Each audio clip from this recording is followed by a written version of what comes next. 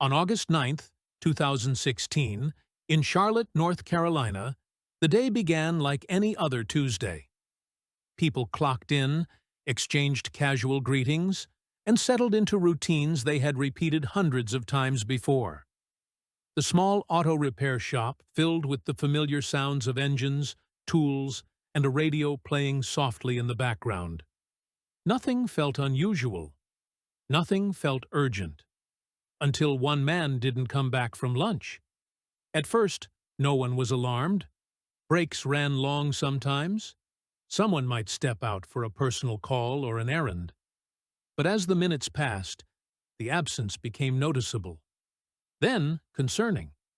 And finally, impossible to ignore. When a co-worker went looking, they found him lying on the floor of the shop, bleeding, already beyond help. There were no signs of a robbery, no forced entry, no random violence. The scene was quiet in a way that felt wrong. Police arrived quickly, sealing off the area and beginning what they initially believed would be a straightforward investigation. But within hours, one name stood out, not as a victim, but as someone missing. Alejandro Rosales Castillo. Castillo worked at the shop. He had been there that morning, and by the time officers tried to locate him, he was gone. His phone was turned off. His car couldn't be found. Friends and family said they hadn't heard from him. It didn't. Castillo wasn't a criminal on paper. There was nothing in his background that suggested violence. No prior arrests, no known ties to gangs or organized crime. To anyone looking in from the outside, he appeared ordinary, even forgettable. He showed up to work on time. He joked with co-workers during slow moments. He fixed cars, wiped grease from his hands, and went home at the end of the day. He was the kind of person people stopped paying attention to. But behind the routine, something had begun to fracture. Investigators would later piece together a quiet history of tension inside the shop. It wasn't explosive or obvious. There were no public arguments, no dramatic confrontations. Instead, it was the kind of pressure that builds slowly, over money, perceived disrespect, wounded pride, small disagreements that never fully resolved, words that lingered longer than they should have. No one thought it would lead to violence. That assumption would prove costly. On the morning of August 9th, Castillo arrived at work like he always did. He parked his car, walked inside, said what needed to be said. No one noticed anything unusual.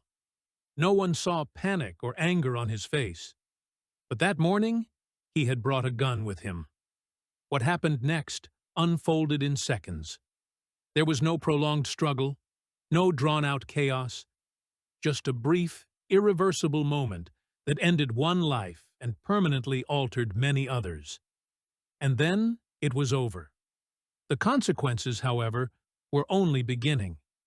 After the shooting, Castillo didn't behave like someone who had lost control. He didn't freeze. He didn't call a friend. He didn't attempt to explain himself or justify what he'd done. According to investigators, his movements afterward were calm, deliberate, and efficient, almost as if he had rehearsed them.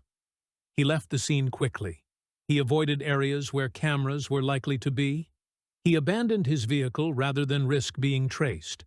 Within hours, he was already moving away from the city. Castillo crossed state lines without drawing attention. He stayed off social media. He stopped using his phone. To anyone trying to track him digitally, it was as if he had vanished. Then he crossed a border. At that point, the case changed entirely. Local law enforcement realized they were no longer dealing with a suspect who might be hiding nearby. They were dealing with someone who intended to disappear completely. Someone who understood that distance, time, and anonymity were his greatest allies. And just like that, Castillo erased himself from his old life.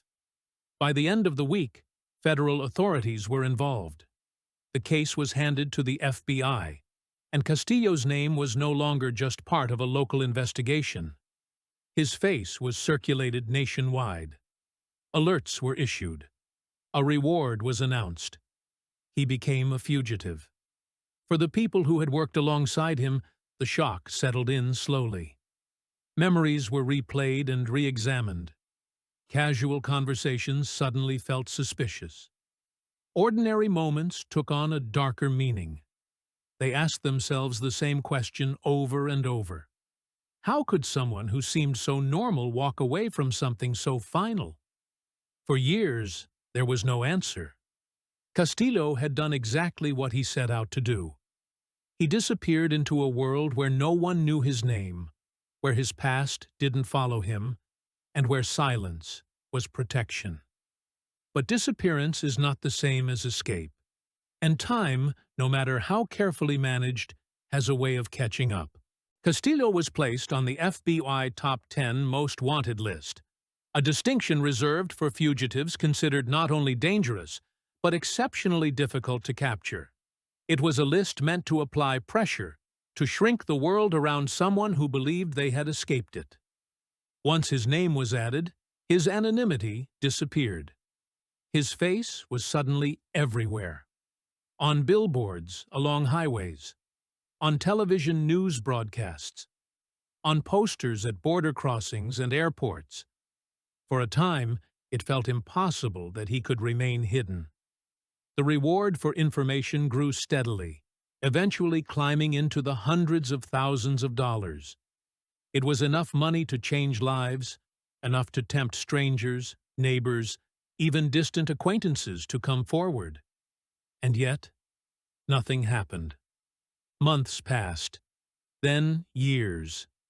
There were tips, of course, sightings reported in different states, rumors of men who looked like him working odd jobs or living quietly on the margins of small towns. Each lead raised hope. Each one collapsed under scrutiny. No arrests followed. No confirmed sightings held up. As time went on, the case stopped appearing in daily headlines. New crimes replaced old ones. The public's attention drifted elsewhere. But for investigators, the search never truly stopped. They began to believe that Castillo wasn't hiding in fear. He was hiding in plain sight. The theory was simple and unsettling. Castillo likely wasn't living as a fugitive in the way people imagine. No constant running, no dramatic disguises. Instead, he was probably doing what millions of undocumented or transient workers do every day.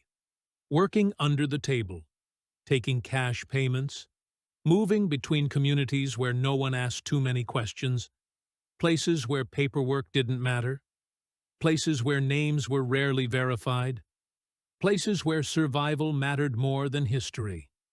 In those environments, a man could disappear without vanishing completely. What kept the case alive wasn't advanced surveillance technology or facial recognition software. It wasn't a sudden digital breakthrough or a mistake caught by an algorithm. It was human behavior. Because no matter how carefully someone plans their disappearance, time introduces variables they can't control. People age, they get tired, they grow careless, they form connections, and people talk. Sometimes they talk because they trust the wrong person. Sometimes they talk because they need help. Sometimes they talk because carrying a secret becomes heavier than expected. Years into the search, investigators believed Castillo had grown comfortable. Long enough without consequences can create the illusion of safety. The urgency fades. The discipline slips. A name is shared. A detail is revealed. A story doesn't quite line up. And eventually, someone noticed. The tip that finally mattered didn't come with certainty or drama. It wasn't a confession. It wasn't even loud.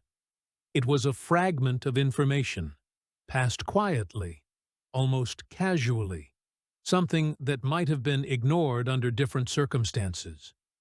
But this time, it wasn't. Because when a case lasts long enough, investigators learn what to listen for.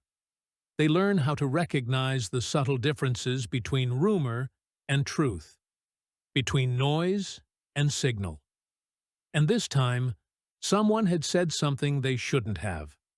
Not enough to solve the case on its own, but enough to reopen doors that had been closed for years. After nearly a decade of silence, the distance Castillo had relied on was beginning to collapse. And he didn't know it yet.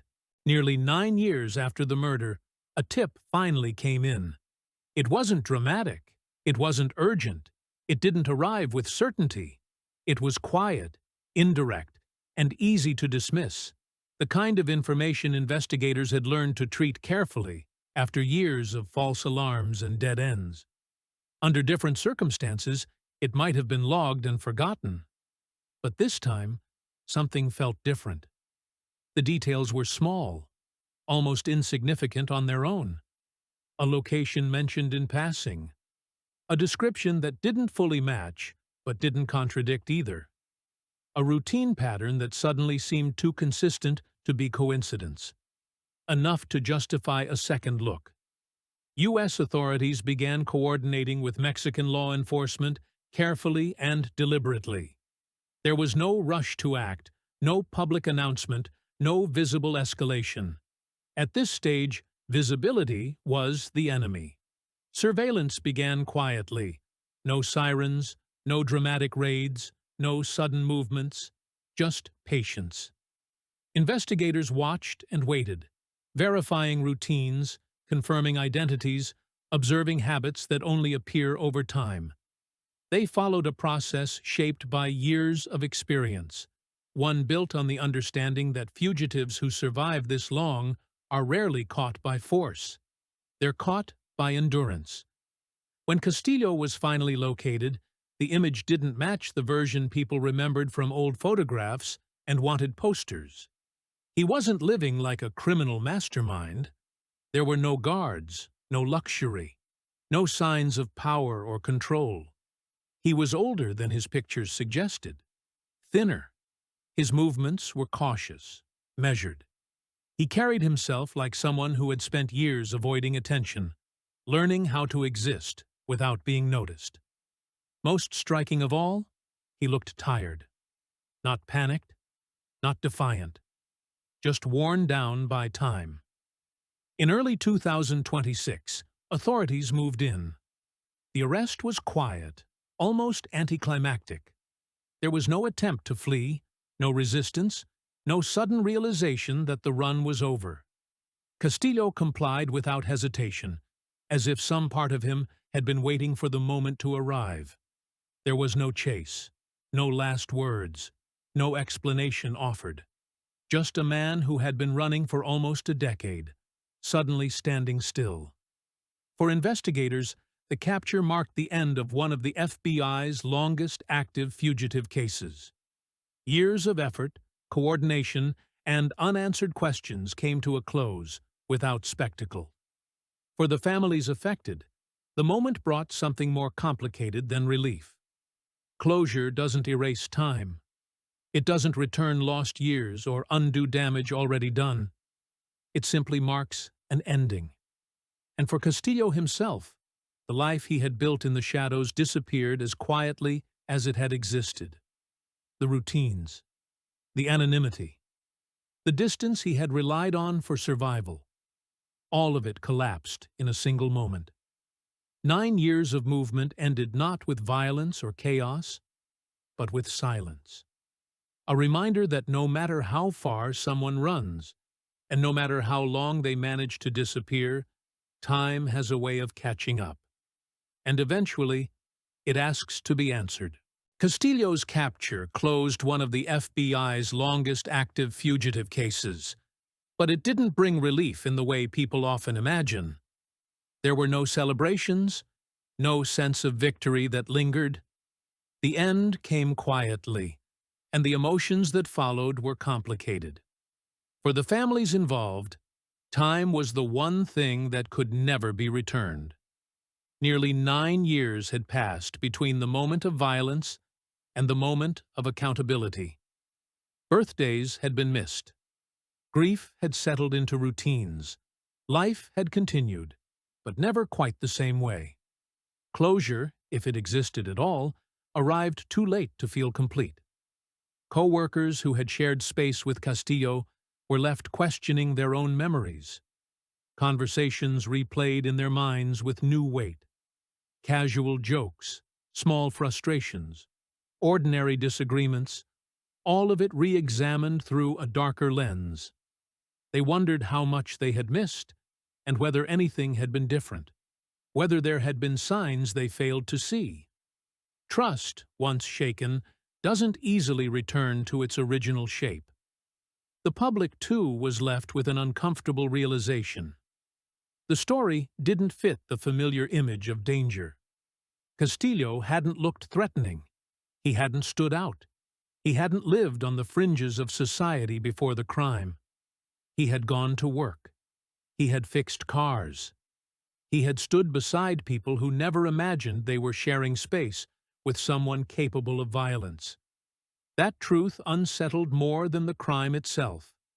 Because the people capable of the worst acts don't always look dangerous. They don't always raise their voices or show their anger openly. Sometimes they blend in so well that no one thinks to question them. Sometimes they look exactly like the person standing next to you at work. The 9 years Castillo spent free ended without noise or resistance. There was no dramatic reckoning, no moment of visible regret. Just a quiet transition from anonymity to custody, from movement to stillness.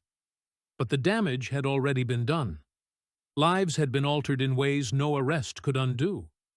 Trust had been fractured. A sense of safety had been quietly rewritten for everyone touched by the case. And perhaps that is what makes stories like this linger. Not the violence itself, but the ordinariness surrounding it.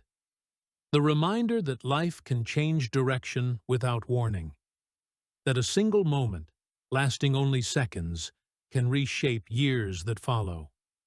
All of it began on an ordinary Tuesday morning. A day that looked like every other day before it. A routine that gave no warning of what was coming. And for those who lived through the aftermath, that ordinariness is what remains hardest to forget. Because it proves that sometimes the most lasting consequences don't come from chaos or spectacle, but from moments that begin quietly and end long after they should have.